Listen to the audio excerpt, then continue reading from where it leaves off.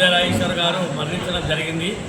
ఆయన ఈ గ్రామానికి ఎంతో సేవ చేశాడు కాబట్టి ఊరు పబ్లిక్ యూత్ అందరు కలిసి ఆయన ఈరోజు 5వ తారీఖు నాడు మే 5వ తారీఖు రక్తదాన శిబిరం ఏర్పాటు చేయడం జరిగింది.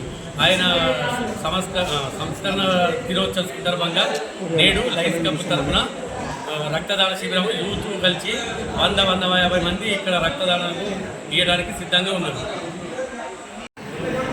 ఈ సాలూరా గ్రామం యొక్క ప్రజానాయకుడు అందరి వందనాలు పొంది ఈ సాలూరా గ్రామానికి అన్ని విధాలుగా అభివృద్ధిలో కృషి చేసిన మన ప్రియతమ నాయకుడు, అందరికీ ఆదర్శప్రాయుడు మన బుద్ధి రాజేశ్వర్ అన్న 15 రోజుల క్రితం అకాల మరణం చెందడం జరిగింది.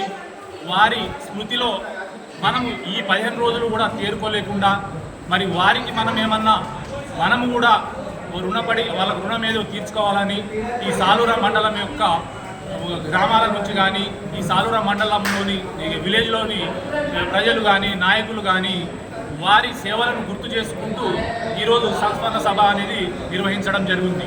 అందులో భాగంగా ఈ సాలూరా గ్రామంలో ఈ యువకులైతేనేమి పెద్ద మనుషులైతేనేమి ఆయనకు మనము ఇంకా ఏమి ఇచ్చిన రుణము తీర్చుకోలేము కాబట్టి ఆయన గుర్తులో ఈరోజు రక్తదాన శిబిరము ఈ రైతు వేదికలో ఏర్పాటు చేయడం జరిగింది.